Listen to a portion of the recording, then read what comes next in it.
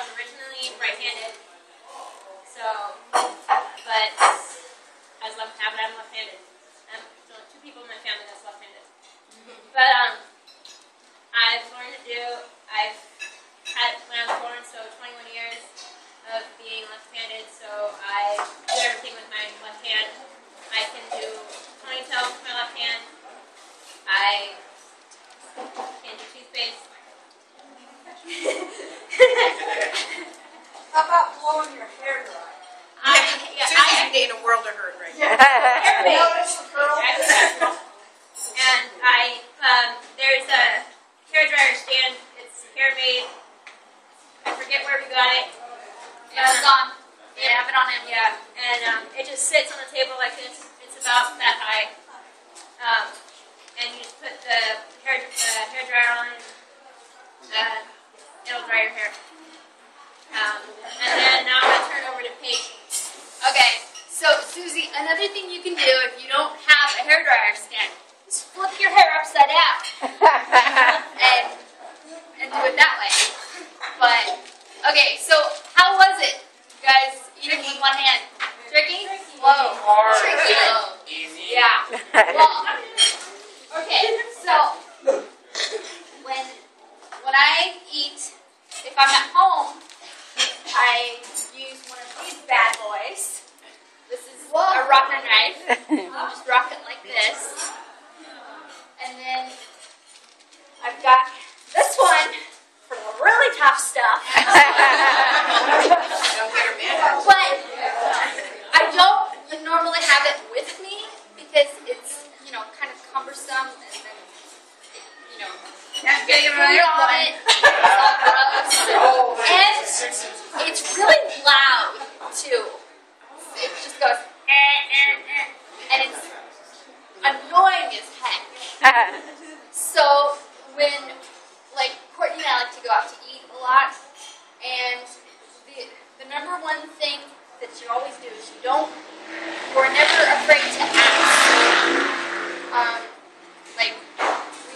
Courtney and I like to go to the spaghetti factory, and they give you a whole loaf of bread. Well, she and I can't cut the bread, so we just ask the waiter to do it. And he's perfectly fine. And package up the stuff.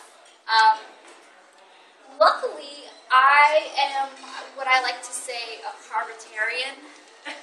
So 9 times out of 10, if there's pasta on the menu, I'll get that just because it's easier to eat and I don't have to ask anybody to cut it for me, and it's delicious. So, let's see. And, yeah. So, I can tie my shoe with one hand. All right. So how about it right now, if you're finished eating and you're wearing shoes that have ties, go ahead and just push your chair back from the table. We're going to give you about, well, Paige could probably do it in about 2 minutes, or 1 minute, but we'll give you a couple minutes to give it a try. 30 seconds is more like it. Oh, 30 seconds. Let's see if you can beat Paige. You want to give it a try? You want to demo it for us? Okay. When you guys are done, I'll show you how you do it. There you go. Give it a try. See what you can do.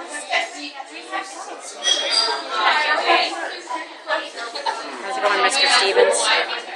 I'll try it. Oh, we got some group work going here.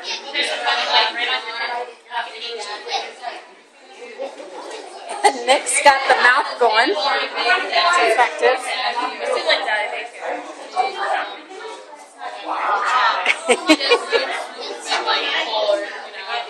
Oh, the look of concentration. Okay, come on. The medical staff have to be able to do this. Come on, we're in trouble if oh my. Felice is going with the slow and steady method.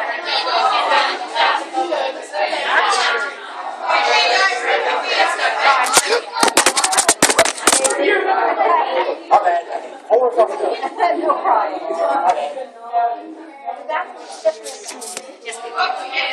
Thank you. Okay, that's all right. How are we doing? Did you get it, Mary? Yeah. Wow, nice. It's only a little sideways. I trip on it, I'm sure. Oh, I can't do How'd we do? I can't do it. You can't or can't? I just can't touch it. Oh, not bad, not bad. How we doing, girls? You got it? Whoa, not bad at all. How we doing over here? Did you get it? You got it. Nice. You got it? Excellent. I tried to get a picture of the four of them with that light. Oh, we'll move them and we'll get them in there. We'll get it. Yeah, we will. We will. Okay, 10 more seconds. Who's good at counting down and wants to help me out? 10, 9, 8, 7, 6, 5. Sit down, bud. 4, 3, 2, 1. Okay, Paige. All right, Here, let's see. I'll show you guys. I'll tape it and put it on YouTube in case you can't see. There. Maybe drag this over here. All right. All right, if you are 13 or under and you want to come see it, come closer. All right. Wait, hold on. Let's let the 13 and under come see. Okay, 15 and under come see. I'm going to untie it here. All right. So what I do is, and I do have the use of like a couple fingers, so, but it's basically one-handed. All right, so what you do, you tie it like this. 18 and under, come see. Make Jackie wants 74, 44 and under. Yeah. like this, and you tuck it under, like that, and you stick the other this. Pull it like that. Oh, wow. Wow. And it looks like a normal tie, so I don't have people going, your shoes look weird. Yeah, I don't think people ever say that, but keep in mind on that. Nice job. All right. Excellent. And Paige, would you like to introduce Paula, our next speaker? This is the lovely Paula. She also ties her shoes with one.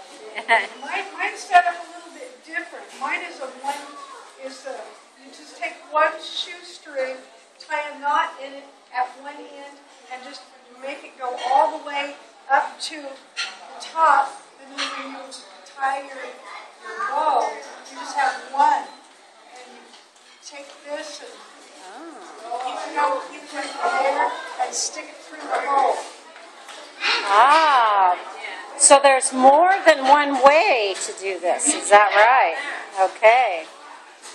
I Neat. learned that a long time ago. That was one of the first tricks I learned when I was in a nursing home after my stroke. I had my stroke when I was 25 years old, and I had a 4-month-old baby at home and a 4-year-old at home. So it was a little difficult that very first year, but I learned how to do a mean diaper.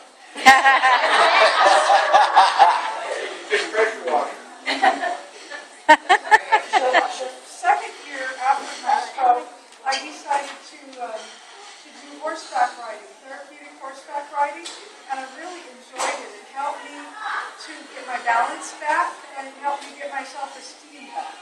You know, because I wasn't born with it, you know, so when you're used to having, you know, being a cheerleader and skiing and doing everything, you know, and you can't do anything. It just really is scary, you know. So I decided I'm going to just go ahead and have a good life and do what I can do, you know. And it was really fun to do the horseback riding because we formed an all-handicapped color guard team in Fremont. And we showed the colors at parades. We went to different like football games or Special Olympics, and we were all on our horses. And my horse smiled. He did. I was in a parade, and all these kids are going, "Look, that horse is smiling." I learned quickly how to do everything with one hand. Put clothes on, tie shoes, blow dry my hair. And that gives me, I have a different way of doing my hair. I have had the same thing that Paige had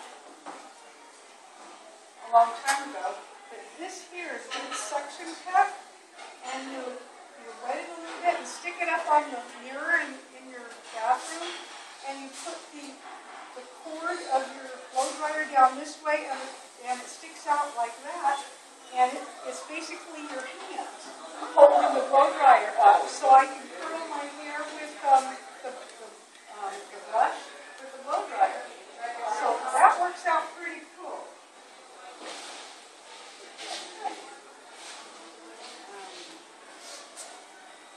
Yeah, some of the things I had challenges with was keeping pots and pans from spinning around. You know, so they have all kinds of things to like hold those things. Because if you don't have the other hand to hold it, you don't want to burn yourself. And the very first year of my stroke, I didn't have any feeling. I couldn't feel hot or cold. So my hand could have been in the pot cooking, and I wouldn't have known it. So it was important that I got something to hold the pan so that I could cook. Because I had a family. And I also use a suicide knob on my steering wheel. Yeah. I love it. Driving with one hand is interesting. Yes, it is. Nick, do you have your license yet? So, does anybody wonder what a suicide knob is? Raise your hand if you wonder what that is. Okay, so who wants to tell us about that? It's a knob that looks like a doorknob and attaches to your steering wheel, and it actually gives you the ability to turn the steering wheel without, you know how people have to use both hands to turn the wheel? This gives us the ability to turn and park in parking spots or make quick moves without having to use the other hand. So it's really nice. Yeah? Why is it called a suicide knob? I don't know. Your clothes catch on and you run into trees. That's one way of putting it, but yeah, like, something not like that. They were used in the 50s and 60s by racers. Yeah. And also for power steering. Yeah, well, and it's because they're actually if you don't have like a sick on the back of my license it says I'm allowed to have it because they're actually legal. I just don't have a doctor's note. But it's easy to flip your car over. Yeah. In the hands of the person.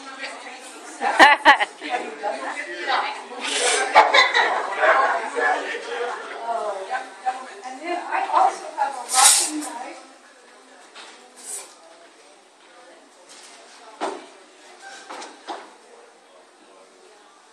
Mine's kind of like this. It's not very sharp, but it does cut through steak. And I keep this one in the car.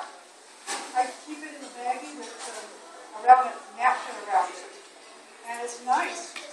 Whoops. Woo! You want to get it for her, Matt? Oh, she's got it. Sorry. How many of you dropped something today while we were eating? I did. Lots of times. And this is my cutting board. Voila!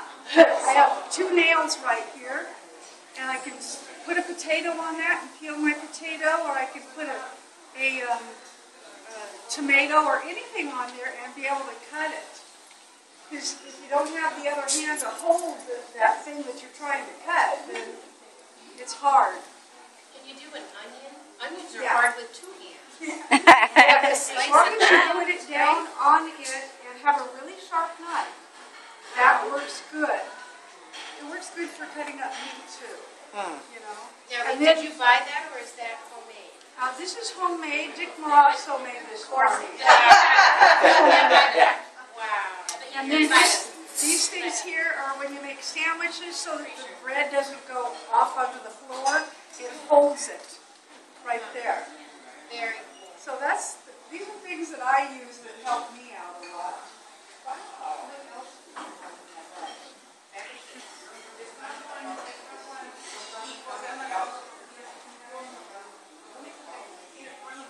I have an AFO brace that I wear on my left leg. It helps support my ankle. I used to have a really long one.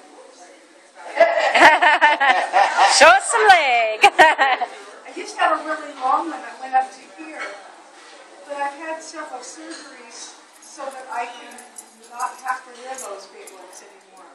I had ACL severed because my leg hyperextended backwards, and it just severed it.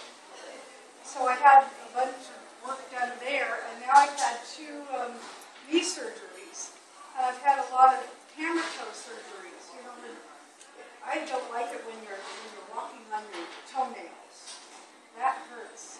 So I've had a few surgeries like that just to get me back in the ballgame again. And I have 3 children. My oldest is 36. My next oldest is 31, and then Paul is 19, and I had him 12 years after my stroke. So he's my fighting joy. He lives with me now. And I'm a pet and house sitter, so that's how I make my money, is I love everybody else's dogs and cats and whatever else they have, because I'm a pet lover. Does anybody have any questions? I'm interested, speaking of driving, how you manage the gas pedal. My right leg's good. Okay. Yeah. And how about Courtney? Left foot accelerator. Left accelerator for both of you. And they actually, because they also have, I have automatic windshield wipers, so it feels the rain, it will turn on to whatever it is. So, really. I'm getting that. You're never driving. Okay, my dad. How difficult was it for you to find a company locally that would make adaptations to a car for you? I actually, Mom, what's it called? There's one right in Rancho Cordova that's really good. That they done the accelerator, because before I could have, we had both cars. Yeah, we actually have this in the car. We have it in the parking lot. Was it super expensive? Not that I'm curious.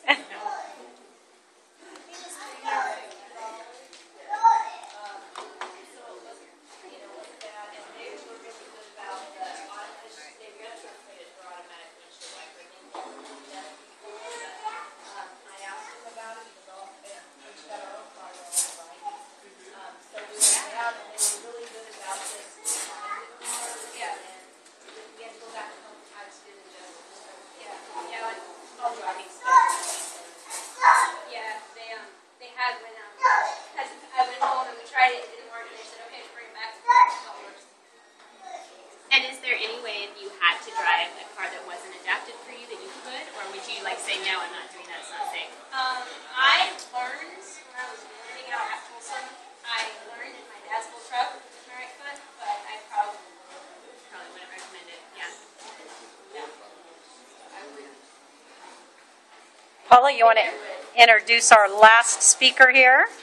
This is our last but not least, our favorite Nick.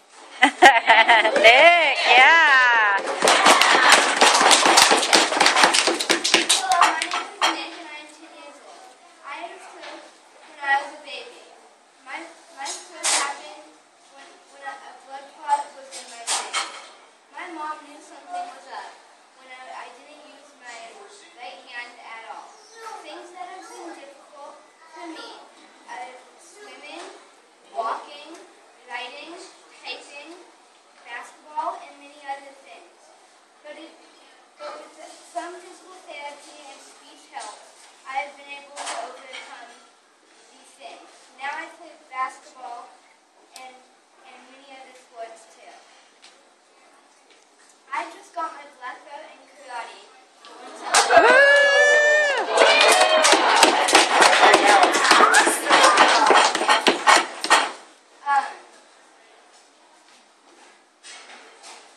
I also have straight A's in all subjects in school. A stroke is hard, but not impossible to overcome. Nice. Woohoo!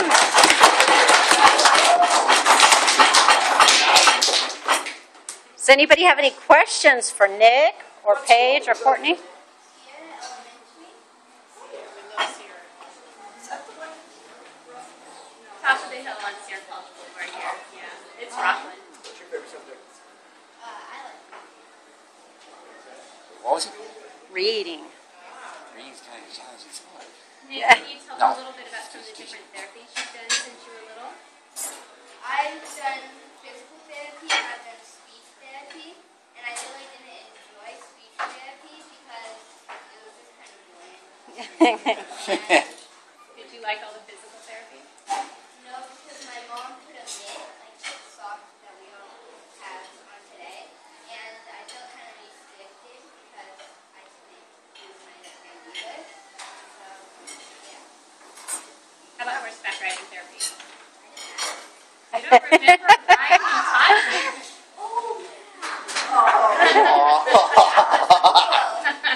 That didn't seem like therapy. It just seemed like fun, right? Yeah, I go with that theory. It's fun. And I've done a therapeutic work of riding too. By far, that was the only therapy that I probably loved. My favorite therapy, and it was the only therapy that I actually stuck to. And I actually raced my own horse for 2.5 years. I did hope that therapeutic horseback riding also, and maybe it's different, but I hated it. I hated it. Well, yeah, for me it was like, I felt like I was walking on a tightrope kind of. Felt like I was in the law. And I've gone with law enforcement in my life, so. When you have to write like paragraphs and essays and stuff for homework, does it take you a long time? Well, yeah, because normally I have to do cursive, so normally I will just type it out at my house, but when I have to do cursive, it will take me much longer than what I have kind of a hard question for you, and this is for you, Nick. Some of the friends that we've had in A Touch of Understanding before have had some trouble at school with being bullied. And so you guys all know what that's all right. So you guys all know that could be like somebody teasing you or calling you names, or it could just be that sometimes people just won't play with you or hang out with you. Do you have any advice for if somebody has experienced that? I would just say, if you're getting bullied, just act like a good friend. Maybe ask them why you're bullying me. Mm-hmm. Maybe ask somebody to help you, a grown-up, and try to be their friend. Try to, like, go out of your way to be a lawyer. Think about how you can be bullied in life, and then stop it. Very good advice. Okay. Go ahead.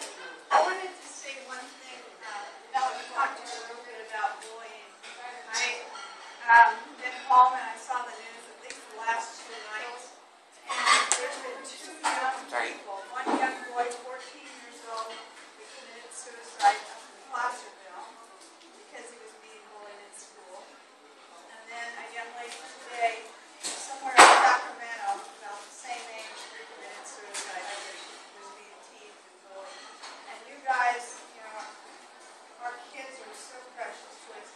Please realize that you need to tell somebody, there's somebody out there, if you're being bullied, or if you know somebody being bullied, you're kind of I don't know the answer because it's something that's been going on for a long time.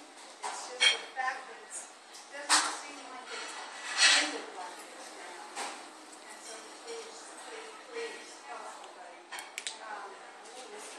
Well, let's talk about bullying. Paige, have you ever been bullied? Can you tell I us? was very fortunate that it only happened once in my life. What happened?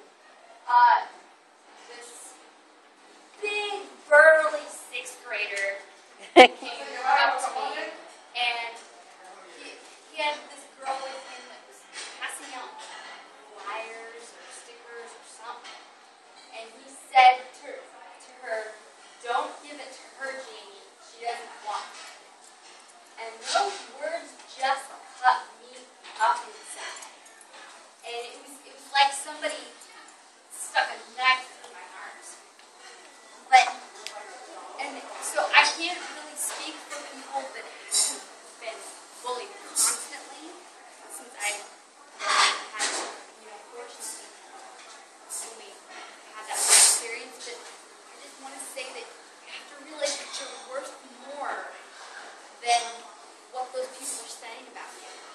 and you can't say that it doesn't affect you, because of course it does, and it really does hurt, but you have to realize that you're worth more than that. And those words should not carry as much weight, because no matter what they think about you, you are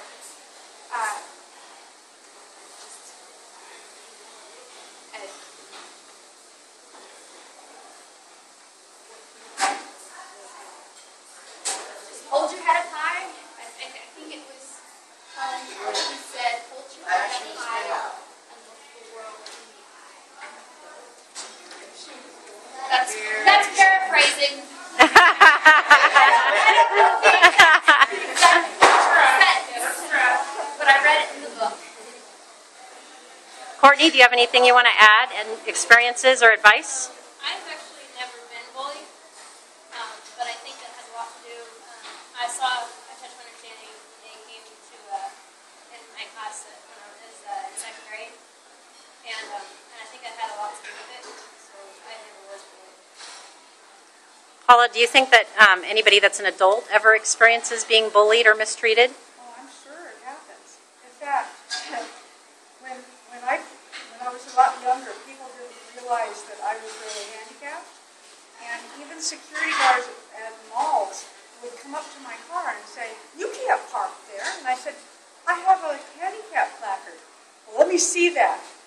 You know, and he would just, they would get really weird with me. It's like, do I need to get out of the car and gimp around for you so that you can see that I really am handicapped? People like that, they did that all the time in my 20s and 30s, and even in my 40s, they did that. "You can't park there."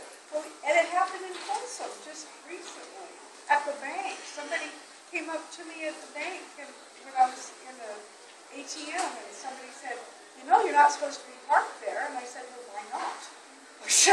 "Look at my plates."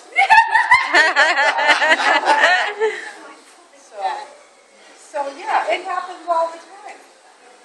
This isn't really bullying per se, but I've had with my service dog when I'm out places, they'll say, and one in particular, I had to explain to him that she is a graduate, and he thought that it was a graduate, but he thought I was holding her. When is she going with somebody? He didn't know that it was my dog. And this elevator right up, she's my dog. So let me ask you guys a question. So sometimes people aren't sure what to say or what to do. So I know sometimes people avoid eye contact, or they might say something that's unkind. If we meet somebody out in the community who has a disability, what should we do? Be yourself.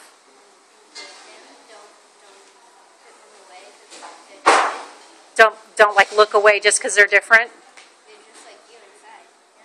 Just like you inside, yeah. Ask me anything. I don't care. Ask me anything about my disability. I'll answer it. Would you rather have somebody ask you or look away? Ask.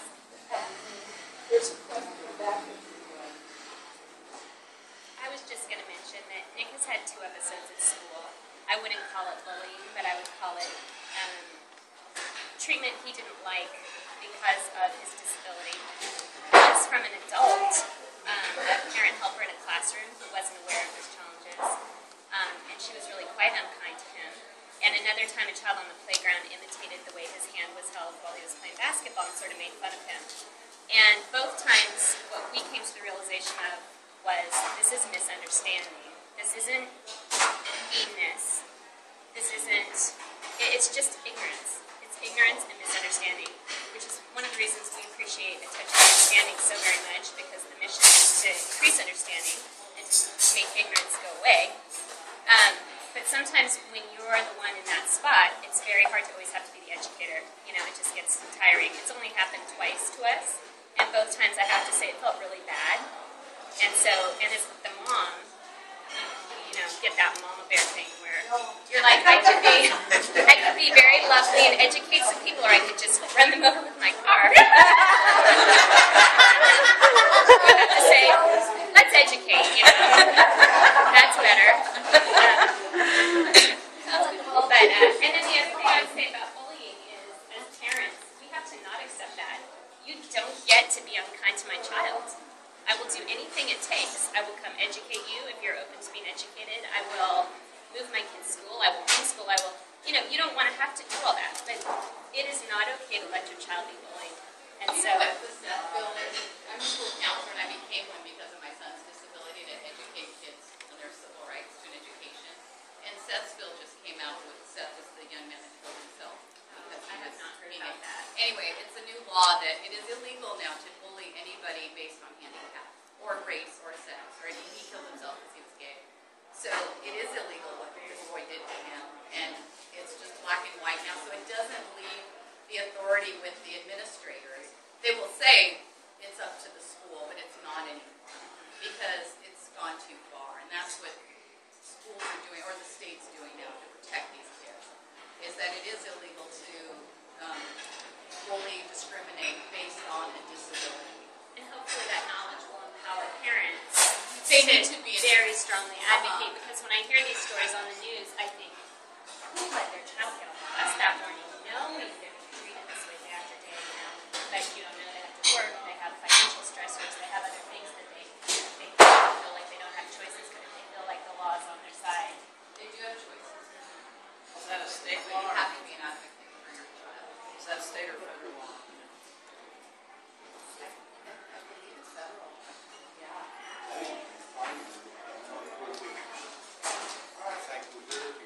Like that, that put them into like a touch understanding and make them Yeah. see what it's all about. So, Something like a touch of understanding should be mandatory in schools, where it's part of the curriculum. It creates empathy, which would be a really good idea. Excellent. When I You know, tell you, it should. Do you want to talk? Yes. can you stand up for me, Amanda? This is Amanda, another one of our lovely volunteers. Let's hear for Amanda.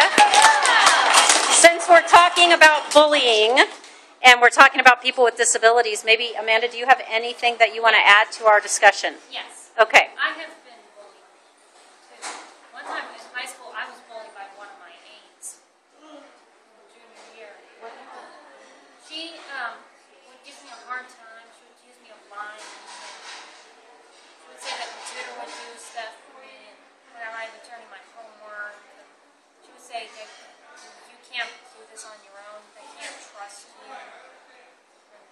You're going to go in first grade math if you can't do this. And in elementary school one time I was ganged up on by kids.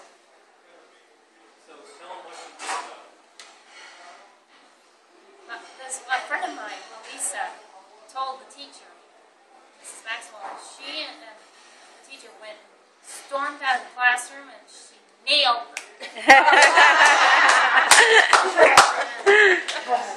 What do you mean by nailing them, Amanda? She pointed each one of them out by name. And she was the smallest kid in the class. So what's some advice you can give to people who are being bullied, whether they have a disability or not? You should get an adult. As parents, teachers, principals, they can listen. Great advice. Great advice. And if you're a kid, you can be one of those that helps put an end to it. You don't want to be a bystander, you want to be an upstander. There So you want to speak up for kids, because bystanders are just as guilty as the kid, the perpetrator. So you want to be an upstander, not a bystander. I like it. Have fear in your mind, which I have experienced that during my life. I remember I have seen my friends bullying each other with some crazy argument. And even still, I'm one of the new youth volunteers, just to clarify. I've seen my best friends have these bully issue. During my school, I tried to be very social, helping with my socialization abilities. And recently, two of my friends wanted to chat with me, because I promised one, but then the other one didn't have time for me to do so. So in my own words, it's like having a civil war all over again. And it's like, if I fail one promise, then I don't fail the other, and I have this big old fear in my life. But as I've gotten older and wiser and more better knowing, I've learned to try to cast my fear aside as much as I can and to learn to move on and let them try to sort it out or try to compromise. But bullying is not one of my favorite things to see in people, but seeing the piece that they made up and now friends in is rewarding enough. Because he or she that argues with another and bullies, there's always a time for peace between the two. Great words of advice, Matt. Thank you. I'd like to also add, I'm sorry to take over this, but I think this has been a very serious conversation we had. But Anna and Nick are on a committee right now trying to get some funding for the youth course. And one of the things that they were talking about doing is an all-out anti-bullying campaign.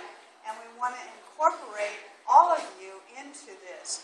And so we might have an anti-bully day or something. We don't know what it's going to be like. If you can think of anything. I think we should hold up signs and say no to bullying. There you go. We should do like a picketing, like a word should.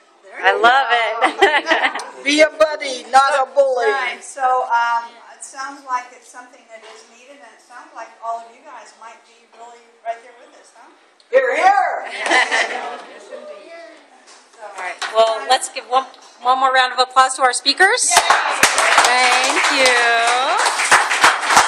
And speakers, we want a picture of you, so we need you to come right over.